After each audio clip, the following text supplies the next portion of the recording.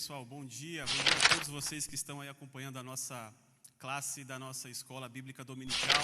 Mais uma vez é um prazer para mim estar aqui com os irmãos, transmitindo essa aula ao vivo. Você aí onde você estiver, esteja com a gente aqui nesse momento de estudo, através do qual nós vamos tentar entender um pouco mais da Palavra de Deus e transformar esses princípios eternos em prática real na nossa vida hoje, tá? Porque se toda pregação, toda audição que você tem da Bíblia por meio de sermões ou a própria leitura e o próprio estudo não te levar a uma prática na tua vida agora, aí onde você está, essa leitura, essa audição não está servindo de nada, porque a palavra de Deus ela tem essa função de nos orientar de acordo com a vontade do próprio Deus. Então hoje é um momento que eu quero contribuir com vocês para que essa prática seja elucidada, seja clara para você e você possa colocá-la na tua vida hoje, com a tua esposa, com o teu marido, com os teus filhos, com o pessoal do seu trabalho, da escola, vizinhos e todos aqueles que estiverem cruzando o seu caminho. Amém? Então que a graça e a paz do Senhor esteja com vocês. Vamos juntos aqui, são 9h12. 9h12, meu relógio está certo? Acho que sim. Vamos até às 10 horas, tá bom? Então, se você está em casa aí, pega aquele copo com água ou aquele cafezinho de manhã, né? Hora propícia para tomar aquele café.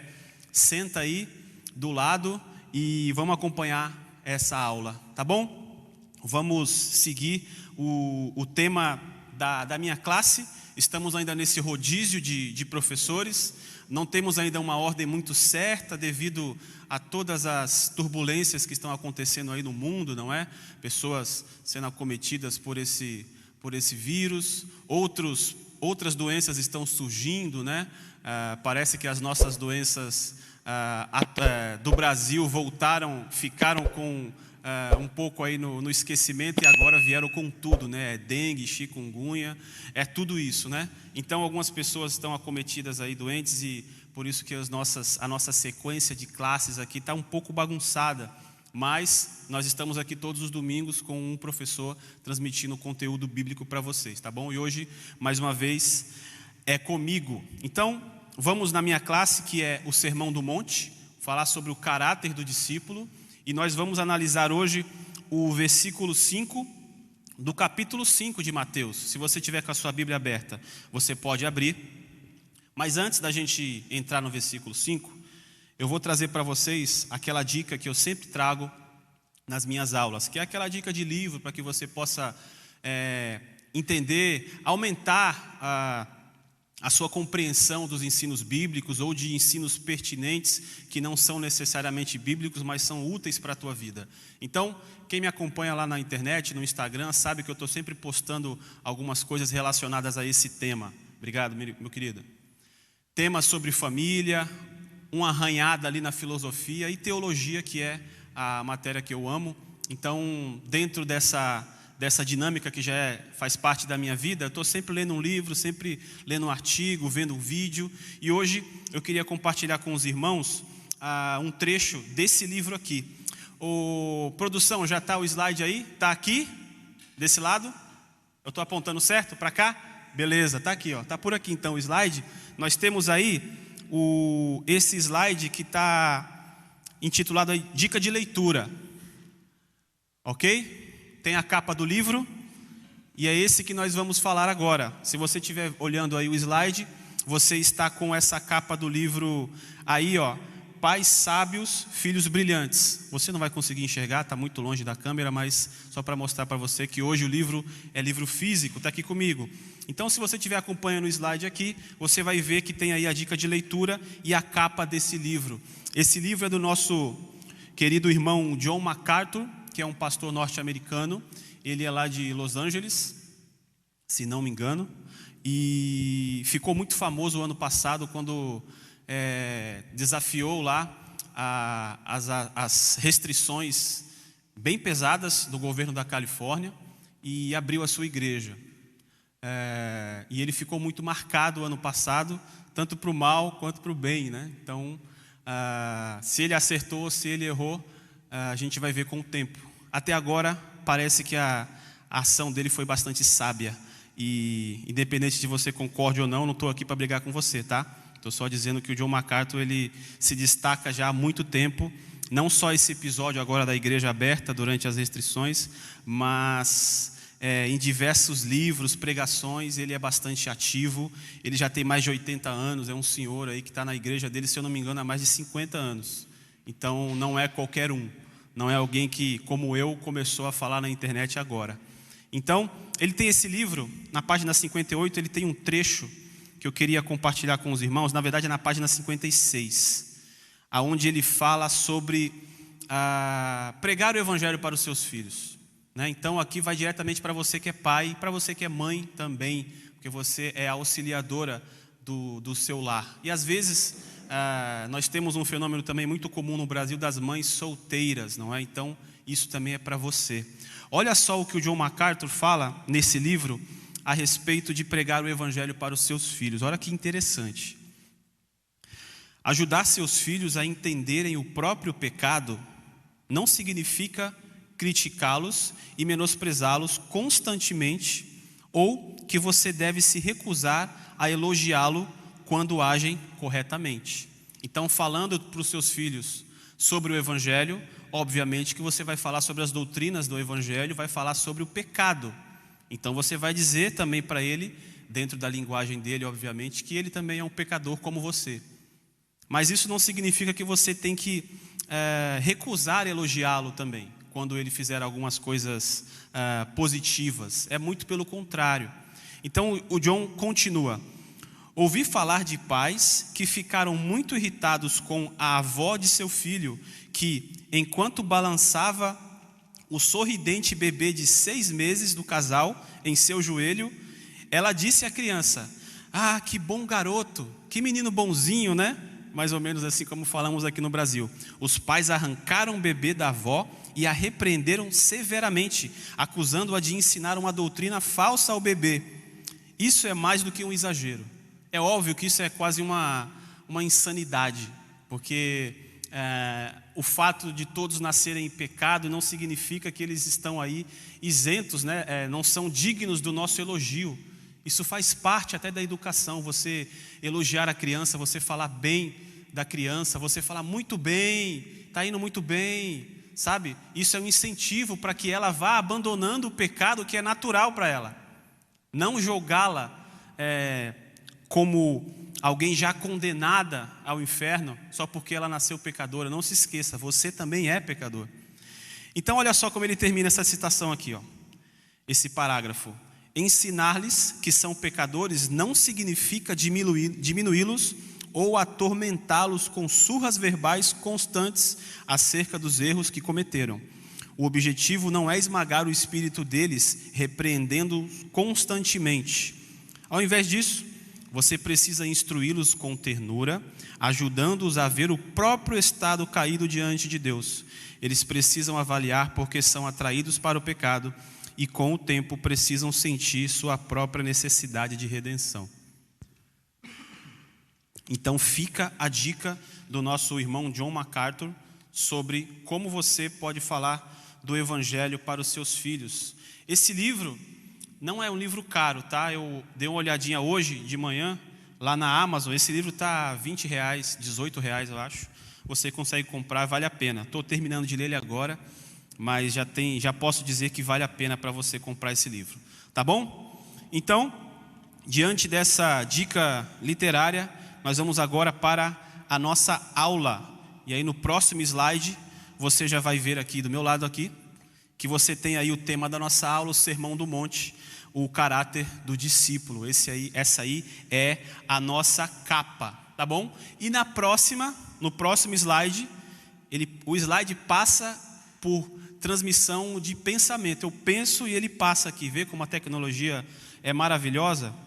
O slide passa aqui do lado e você vai ver que tem aí o título Os Mansos. Tem um cachorrinho bonitinho aí, cachorro manso, né? Então eu acho que a imagem vai fazer você lembrar do tema dessa lição. Antes de passar para o próximo slide, vamos orar, pedir para que Deus nos conduza nessa aula que já começou, mas que precisamos que Ele nos conduza até o final, para que a sua mente seja dirigida pelo Espírito, para que você aprenda e apreenda o conteúdo que vai ser proposto aqui agora, tá bom? Senhor, nós agradecemos pela oportunidade, mais uma vez, semana após semana, de estarmos aqui, mesmo de maneira virtual, para acompanhar essa aula. Que o Senhor dirija a minha vida e dentro daquilo que o Senhor já tem me revelado, já tem me trazido por meio dos estudos, que eu possa trazer para os meus irmãos aqui uma proposta bastante clara, objetiva, que, como eu falei no começo, que sirva para a vida deles agora, hoje. Em nome de Jesus é que eu te peço. Amém. Muito bem. Então agora nós temos aí o próximo slide. Depois do cachorrinho, você vai passar aí para esse slide que eu coloquei, o versículo 5. Bem-aventurados os mansos, porque eles herdarão a terra.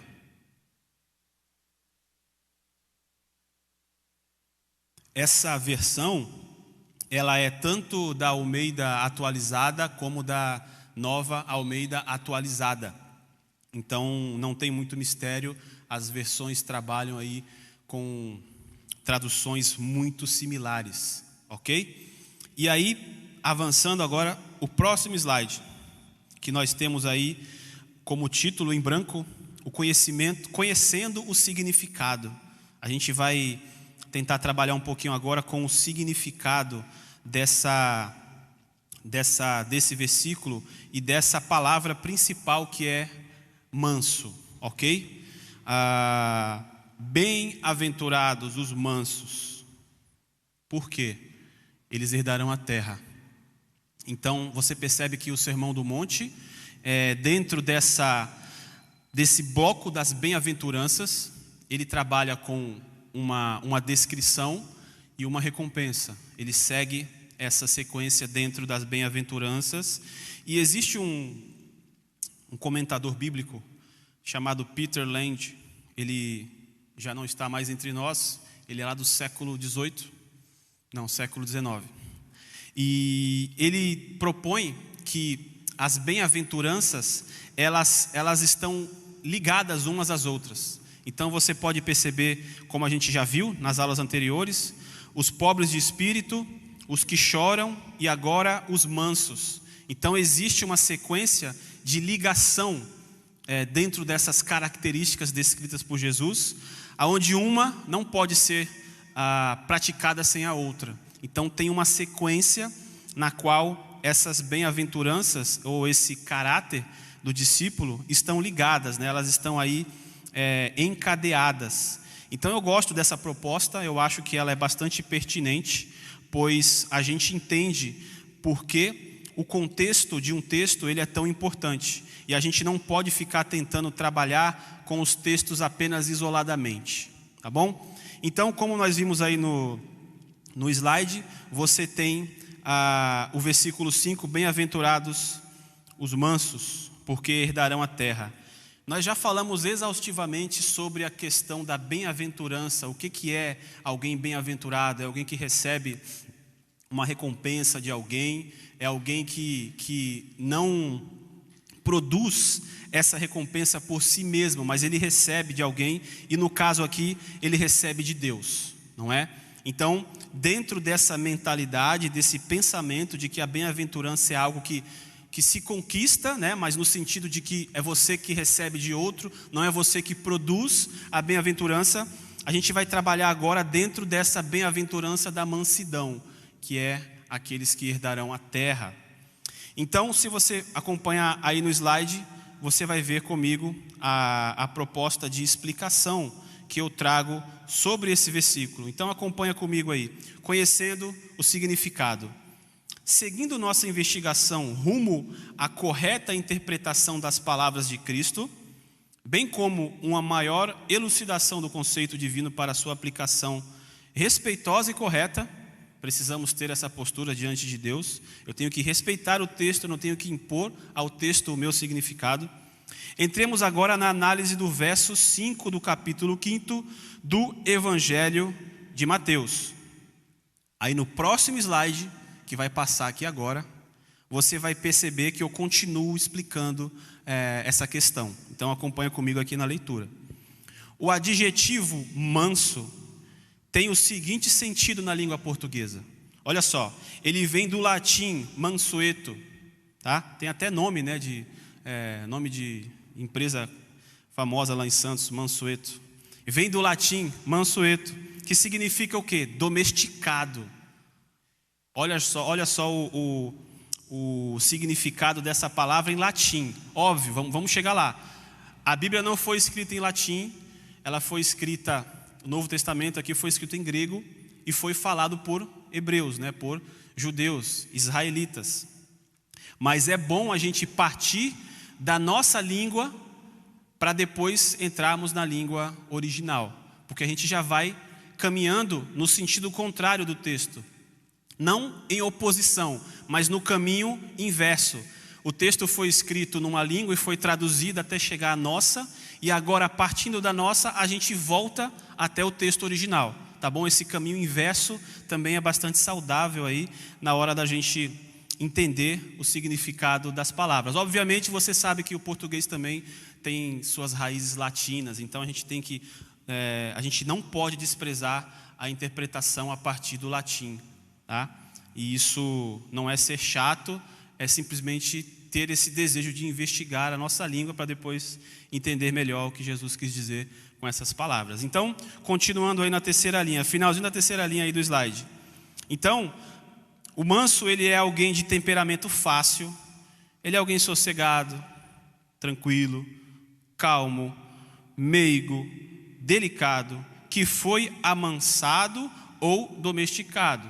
Continua essa raiz do latim com esse significado, alguém que foi domesticado, que não é bravo, que é bom, sossegado, tranquilo, sereno e lento.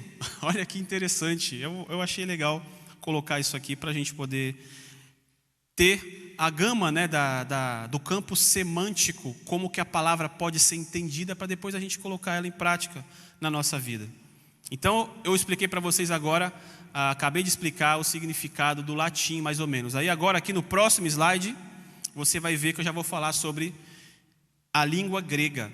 Já na língua grega, na qual o autor nos legou seu escrito, o adjetivo manso corresponde à palavra praus, ou praís, em grego, que pode significar alguém humilde, suave, moderado. É pertinente a ser gentil e também moderado, pacífico e, por implicação, humilde. A palavra em si não significa humildade, mas por implicação, dentro do seu campo semântico, você pode entender que o manso também é alguém humilde. Essa interpretação cabe aí, tá? E isso não foi eu quem inventou, tá bom? Isso aqui é fruto de estudos. Se você quiser consultar as fontes, o PDF dessa aula está separado, o meu esboço, tudo organizadinho, você pode me contatar que eu te mando e você vai lá e pesquisa por você mesmo, se você não está confiando ou se você quer investigar também, se de fato é assim.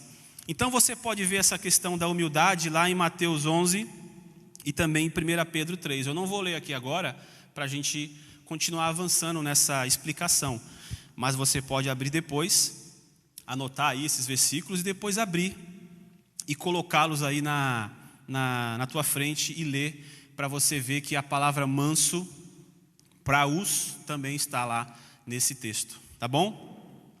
Agora o próximo slide. O próximo slide ele vai falar sobre a língua hebraica, que é a língua nativa dos judeus. Olha só, como está aí no slide. Já no hebraico, língua nativa de Jesus e seus ouvintes da ocasião, anav é a palavra manso, anav. Significa pobre, aflito, humilde, fraco, necessitado. Geralmente o substantivo anav no hebraico simplesmente se refere a um estado de pobreza ou fraqueza que acentua uma condição de vulnerabilidade. Então, o anav, o humilde, é aquele vulnerável, é aquele que está numa condição desfavorável em relação a outros, ok? Mas eu vou tentar explicar, se hoje der tempo eu vou explicar o que isso significa de fato, tá bom? A gente está trabalhando aqui primeiro com significados, para depois a gente pegar e encaixar a melhor interpretação dentro do discurso de Jesus na ordem das bem-aventuranças.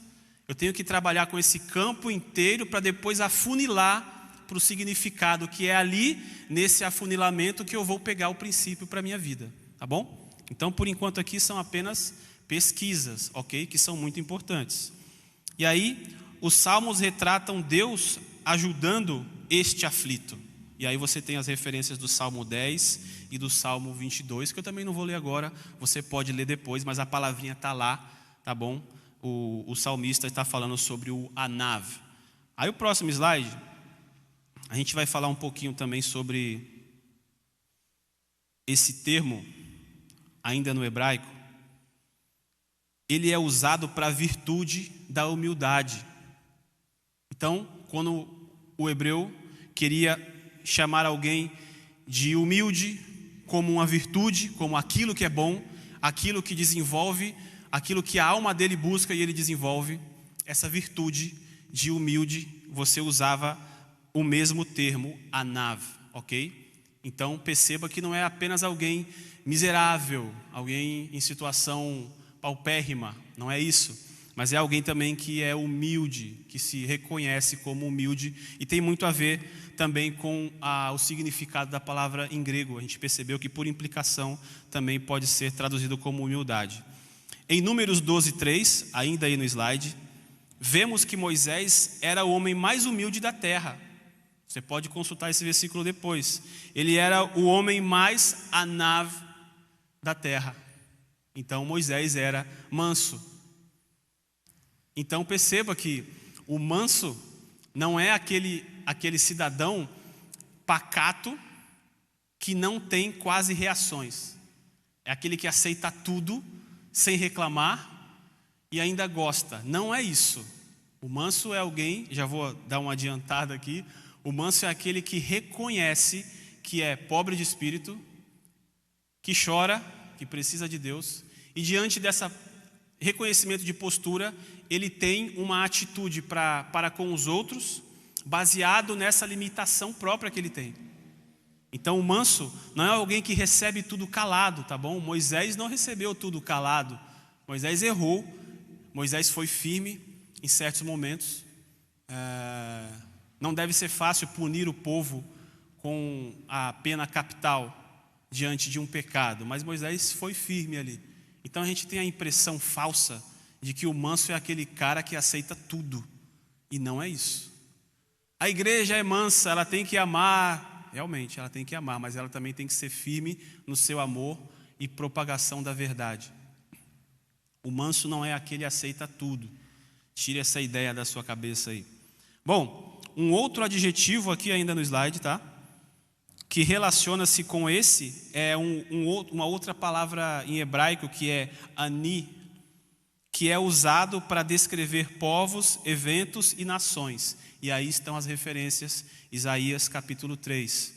Então existe um outro termo similar ao anav em hebraico, que é o ani, ok? Só que ele geralmente é utilizado para descrever povos, ou seja, quantidades de pessoas, nações, eventos. Então não está falando da pessoa única, que eu acho que é a direção para a qual Jesus está utilizando no Sermão do Monte, tá bom? Então, passando por essa explicação dos termos no latim, no hebraico e no grego, a gente vai agora para o próximo slide. O próximo slide vai falar sobre quem é manso. Vamos lá. Quem é manso? Você já deve estar observando aí do lado. O título está em branco.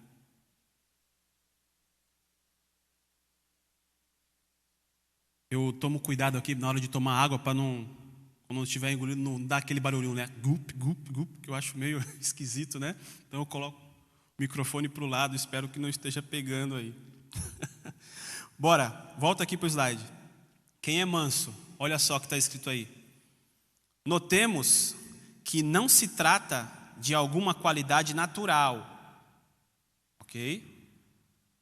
Não é uma questão de disposição de berço, ou seja, alguém nasce com isso. Porquanto espera-se que todos os crentes busquem ser assim, e não somente alguns. Então, apesar de não ser uma característica natural, o homem, quando nasce, bebezinho, quando nasce, naturalmente ele não vai desenvolver a mansidão. Ele vai ter que buscar isso. Mas ele tem que entender que a mansidão é para ele, mesmo que a sua natureza diga o contrário. Ok? Isso ficou claro. Há pessoas que parecem mansas, em sentido natural, parecem, mas não são mansas, de forma nenhuma. Isso aqui é a citação do Martin Lloyd Jones, tá? Do nosso livro base. Não são mansas de forma nenhuma, e sim indolentes. Indolente, você pode entender como aquela pessoa indisciplinada, aquela pessoa desleixada, preguiçosa, que não se esforça, não se esmera, não consegue se concentrar num trabalho para produzir algo positivo, se cansa rápido.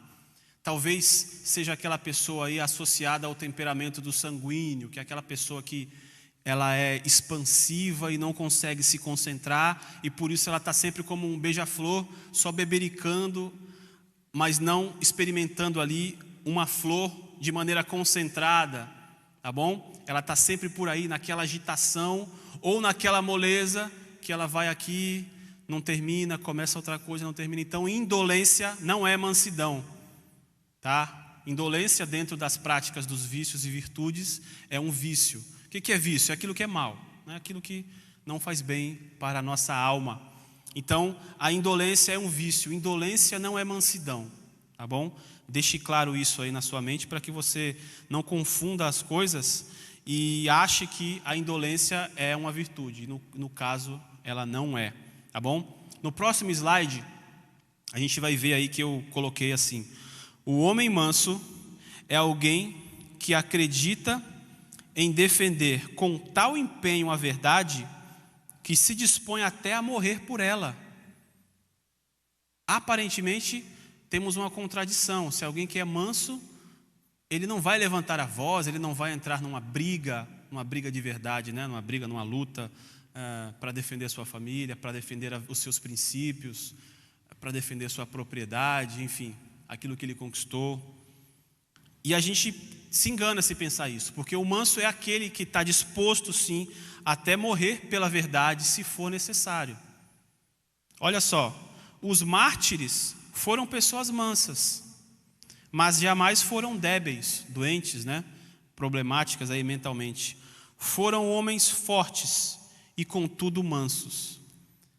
Mas eles aceitaram a morte e isso mostra que eles eram mansos no sentido de que não gostavam de briga.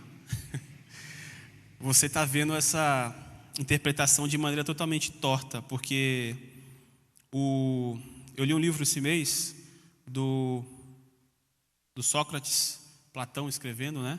A apologia de Sócrates, e Sócrates diante do juízo, né? Que ele foi condenado pela lei, né? Grega, pelos magistrados gregos, por perverter a juventude. É engraçado, né? As pessoas melhores são as que são martirizadas. E ele fala, olha, eu não vou... Ele até recebe, né, um conselho de um amigo, né? Fala, olha, você precisa... Vai lá, foge, vem para cá, para o meu país, ou para a minha cidade, ou para o meu condado, não sei. Não lembro agora o local, mas uma pessoa oferece e fala para ele assim, pensa nos teus filhos, pensa nos teus amigos, vem para cá, vem viver. Foge daí, eu te ajudo, aqui ninguém vai te pegar. Aí ele fala, não vou fugir. Eu não vou fugir. O que eu vou falar para os meus filhos no futuro? Seu pai fugiu da condenação. Não, eu vou ficar. E é ficando que eu mostro que mansidão não é necessariamente uma virtude escapista, que me leva para esse lado de fugir. Não, medo da morte não é virtude. E ele fala isso. Então os mártires, para morrerem da forma que morriam, tinham que ser muito corajosos, muito fortes. Ou você acha que morrer queimado vivo numa estaca é para qualquer um? Hoje a gente não quer nem pegar uma doença. A gente faz de tudo, até fica isolado dentro de casa, deixa de comer, enfim. Foram homens fortes, porém contudo mansos. Próximo slide. A mansidão é um reconhecimento de si mesmo e que orientará a como portar-se perante o próximo. Então você se reconhece como alguém necessitado e assim você se porta diante do próximo com mansidão, com essa humildade. A mansidão deriva-se da humildade. E ele entende que ele é humilde porque ele é pobre de espírito e ele também chora pelos seus pecados, ele chora pela condição de pobreza de espírito que ele tem. Ninguém é capaz de ser manso sem desenvolver essas qualidades primeiro. Então, quando você lê o capítulo 5 de Mateus, e você vê as bem-aventuranças, como a gente começou a estudar, os pobres de espírito e aqueles que choram, a gente conseguiu entender nas últimas aulas que eu dei aqui, o que significam essas duas coisas. Ninguém vai conseguir ser manso se não passar primeiro por essas duas qualidades, como eu já falei para vocês no começo. Então, o Peter Land que traz essa proposta, não só ele, mas ele tem um arranjo bem legalzinho, eu até queria trazer, colocar no gráfico aqui, mas não deu tempo. Que ele trabalha com essas virtudes, todas umas ligadas às outras. Então perceba, se você quer ser alguém manso, você precisa primeiro reconhecer a sua pobreza de espírito e depois reconhecer que você sozinho jamais conseguirá agradar a Deus. E diante disso você chora, você lamenta e aí você recebe o consolo. E aí você pode passar para a próxima característica, que é a mansidão. Também pode passar para o próximo slide aí, a produção ligada aqui ao meu pensamento. Ela já vai passar para o próximo slide, que eu também vou. É uma repreensão ainda dos autores que eu estou estudando sobre isso, e obviamente que eu concordo com isso, senão eu não colocaria aqui. Olha só, autocomiseração não é mansidão. O que é autocomiseração? É aquela pessoa que está sempre ali, ela está sempre se colocando como alguém coitado, como alguém que precisa, como alguém que faz tudo sozinho, ninguém ajuda. Ele lava a louça em casa, ele lava o chão, ele leva o cachorro para passear, ele tira o lixo, ele faz comida, ele trabalha, ele cuida das crianças, ele paga as contas, coitado. E ele está sempre ali com um trombone no ouvido dos seus familiares. Ah, mas eu faço tudo sozinho, ninguém me ajuda. Ah, eu preciso de um aumento. Eu quero alguma coisa. Eu mereço um sorvete Magnum, daqueles lá top, aquele sorvete gostoso pra caramba. Faz tempo que eu não tomo, estou até com vontade agora. Eu mereço um Magnum. A Alessandra, se estiver ouvindo aí, já prepara. A Alessandra, para quem não sabe, é minha esposa, tá? Então, essa autocomiseração, esse miserável, né, se coloca como alguém que está sempre ali, coitadinho, eu estou sempre ali ralando, estou sempre fazendo, e ninguém me reconhece. Veja, o autocomiserado, ele é diferente do indolente. O indolente, ele não faz, ou faz as coisas meia bomba. O autocomiserado, ele faz, mas alardeia para os outros que está cansado, que está fazendo, que papapá, tudo aquilo, toda aquela ladainha que você já deve conhecer alguém que tem essa postura. Então a autocomiseração não é mansidão. Continua aqui no slide. O indivíduo que vive a se lamentar, exaltando sua possível ou provável posição desfavorável, não é manso. O manso age ao contrário. Ele já se anulou completamente como alguém que não tem direitos e nem merecimentos, seja no que for.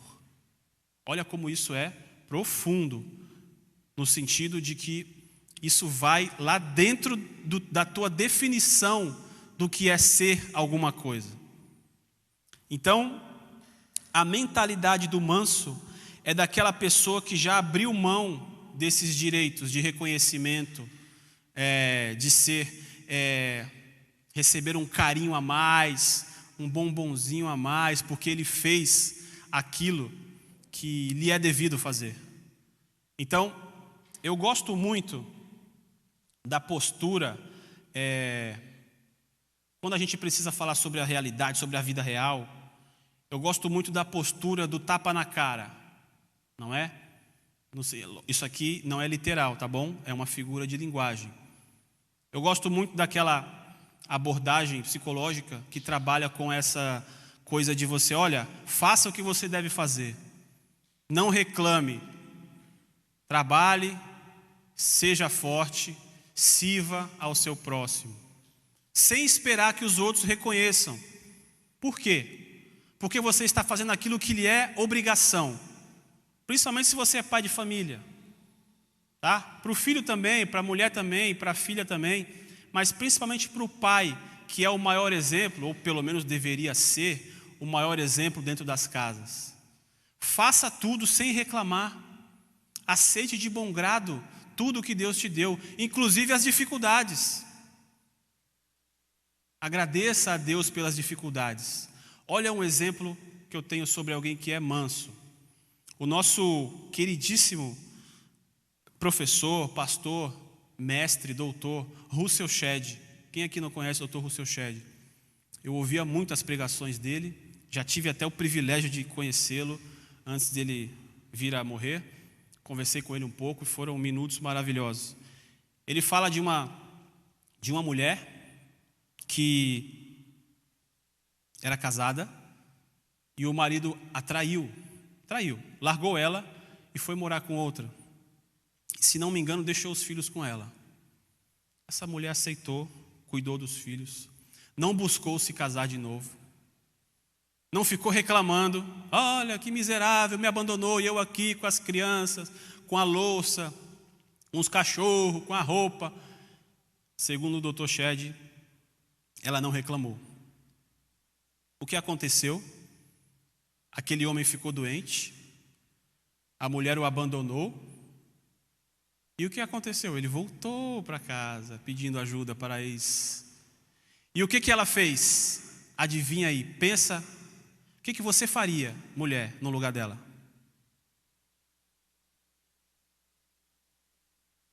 Isso mesmo. Você faria isso, né?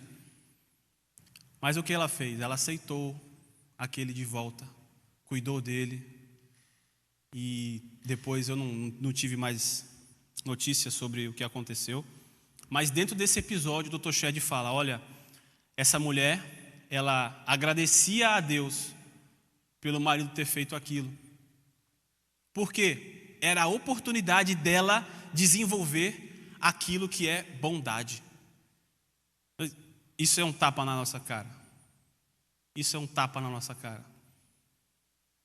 Você observar as situações difíceis como oportunidade de desenvolver as virtudes que a sua alma necessita para se tornar forte, para se tornar madura diante de Deus. Não é reclamar como a gente faz hoje, o tempo todo. A primeira atitude que você tem, de maneira geral, é a reclamação. Isso é injusto, eu não mereço, onde já se viu? Cale-se, aceite de bom grado as situações difíceis, para que você tenha a oportunidade de desenvolver a mansidão, a sua pobreza de espírito, seu choro, e assim vai. O indivíduo que vive a se lamentar, eu já falei sobre isso, né? Próximo, ainda no mesmo slide, o manso age ao contrário, vou ler de novo, tá? Age como alguém que já se anulou completamente e que não tem direitos. Eu precisava repetir isso aqui, antes de passar para o próximo slide. Ele é alguém que reconhece que não tem direitos. Bem, pode passar o próximo slide. Começa aí com a frase em geral. Mas antes eu queria enfatizar para vocês isso aqui. O manso é aquele que abre mão daquilo que lhe é direito, aquilo que lhe é devido, aquilo que ele até poderia reivindicar de alguma maneira. Obviamente que ele não é aquela pessoa que só vive abrindo mão de tudo. Não é isso? Mas ele é alguém que, quando for necessário, de fato, principalmente dentro da sua casa ou no seu convívio ali mais próximo, ele abre mão, ele deixa que o outro passe para que ele desenvolva essa virtude de mansidão como uma oportunidade que Deus está dando para ele de desenvolvê-la. Então perceba só, muitas vezes você ora para Deus pedindo paciência. Quem é pai de crianças pequenas como eu, sabe, precisa de muita paciência. Ainda mais eu que tenho na minha estrutura o sangue nordestino e o sangue do baiano. Os cabras da peste, né, como dizem. Então é muito fácil para mim perder as estribeiras, né, mas eu preciso pedir para que Deus me dê essa mansidão e essa paciência para lidar com crianças, porque as crianças não nascem sabendo, elas precisam de uma orientação. Durante muitos anos. Hoje nós somos adultos e precisamos de orientação, imagine uma criança. Então eu preciso pedir paciência para Deus. E aí muitas vezes a gente pede paciência para Deus e Ele fala, ok, vou te dar uma criança que é super trabalhosa. E aí você reclama da criança. Deus está te dando a oportunidade de ser paciente, desenvolvendo a paciência, e você chuta a oportunidade. Porque você queria que viesse para você o quê? Um bolo de chocolate para desenvolver a paciência. Aí não dá, né? Muitas vezes as nossas oportunidades são chutadas, jogadas pela janela, simplesmente porque não nos agradam. E aí você perde a oportunidade de desenvolver as virtudes que Deus quer te dar. Olha no slide aqui. Em geral, os gregos consideravam a mansidão um vício, porque não conseguiam distingui-la do servilismo, de ser alguém servil, né? Aquela mentalidade servil, o tempo todo abaixando a cabeça, como eu falei. O grego não tinha muito esse pensamento, não sabia distinguir uma coisa da outra. E eles acabavam entendendo a mansidão como um vício. Ser manso para com os outros implica estar livre da malícia e do espírito vingativo. Como é difícil, hein? Aquele pensamento malvado que vem, talvez esteja passando na sua cabeça agora. Você olha lá, esse rapaz está falando aqui umas bobagens aqui na internet, já vem aquele pensamento malicioso. Alguém que é manso consegue controlar esses pensamentos. Ou de vingança, né? Pior ainda, que eu espero que não seja o caso de ninguém aqui, nem comigo, nem com o seu próximo. E tem relação com as nossas atitudes para com os outros, pois podemos reconhecer nossa pobreza de espírito e o nosso choro, ok, mas permanecer manso quando outros nos contam sobre nossas falências é muito mais difícil. Então é muito mais fácil você reconhecer que é humilde de espírito, né? Que pobre de espírito, e também alguém que diante de Deus só tem a chorar, porque não tem em si aquilo que agrada a Deus de maneira natural. Mas quando alguém fala isso para você, aí eu quero ver a sua mansidão se desenvolver. Então é muito mais difícil. No caso, eu estou sendo essa pessoa agora. Estou falando para você que se você tem essas atitudes, você não é manso. Você é indolente, você é um autocomiserado, vingativo, malicioso. E é difícil você ouvir isso, entendo. Mas saiba que é uma oportunidade de você desenvolver a sua mansidão. Bem, temos mais 5 minutos, tá bom? Vamos lá? Aguenta aí mais um pouquinho? Balança sua cabeça aí que eu vou imaginar que você está... Ou deu joinha aí na transmissão da nossa igreja, tá bom? Vamos para o próximo slide, que já são aí São os 3 últimos, né? Estamos acabando já, estamos no finalzinho. E aí você tem como título aí nesse slide: o manso herdará a terra. Mas qual terra? E aí agora a gente já vai partir para a recompensa da bem-aventurança. Já falei um pouco sobre o que é ser manso. E agora vamos falar sobre essa recompensa que Jesus promete, né, no texto. Ele diz assim, de acordo com o meu slide: a recompensa que acompanha todas as bem-aventuranças nem sempre devem ser entendidas como literais, ok?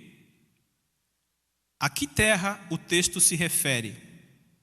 É muito provável que seja uma alusão à herança da vida eterna. Essa é a interpretação que eu tenho e eu acho que é a mais condizente com o texto. Aquela que Jesus entregará àqueles que permanecerem crentes em seu nome, ou seja, para o fiel, para o cristão fiel.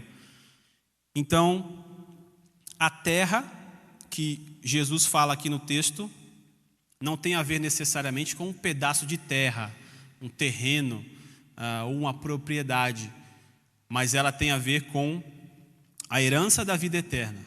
Então, o manso, aquele que desenvolve dentro de todas essas características da bem-aventurança, desenvolve essa mansidão, ele tem como recompensa a vida eterna. No próximo slide, nós podemos ver o seguinte: observando o Antigo Testamento, é possível ver que a promessa que Deus fez a Israel contemplava a aquisição de terras. Obviamente, né? Se você já leu a Bíblia, você conhece a história de que Deus, ele criou o homem, criou a mulher, depois dali teve a família de Adão, Eva. Depois eles foram crescendo, se multiplicando, um filho matou o outro, e esse que matou fugiu para outro lugar. E aí Deus deu mais filhos para esse casal, e esse casal foi tendo filhos e filhos e filhos, e vários povos começaram a encher a terra. Então você teve um período em que Deus chamou um homem chamado Abraão, né? Ele fez um chamado para esse homem, que dele Deus faria um povo. E aí esse homem passou por diversas situações, ele conseguiu ter filhos, esses filhos cresceram, viraram um povo, esse povo virou escravo e ficou no Egito. E no Egito Deus prometeu que ia livrar o seu povo dessa escravidão e ia dar para ele uma terra, ok? Então essa dinâmica, ou melhor, essa alusão a conquistar a terra, estava muito enraizada na cabeça do judeu como algo positivo. Para quem Jesus estava falando o Sermão do Monte? Se você lembrar das aulas, eu falei hoje de novo. Não está falando para a gente, brasileiro. A gente pensa que recompensa geralmente tem a ver com dinheiro, né? Eles tinham essa coisa da terra.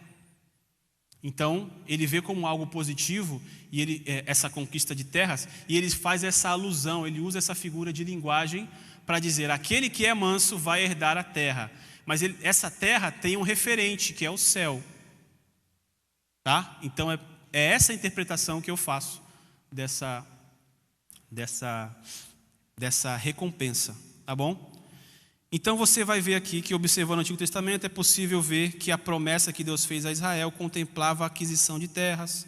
Como sabemos que Jesus estava falando a judeus, é pertinente entender que essa herança trata-se de uma referência às terras que Israel obteve quando conquistou Canaã. Ok? Então é o que eu acabei de explicar agora antes do próprio slide.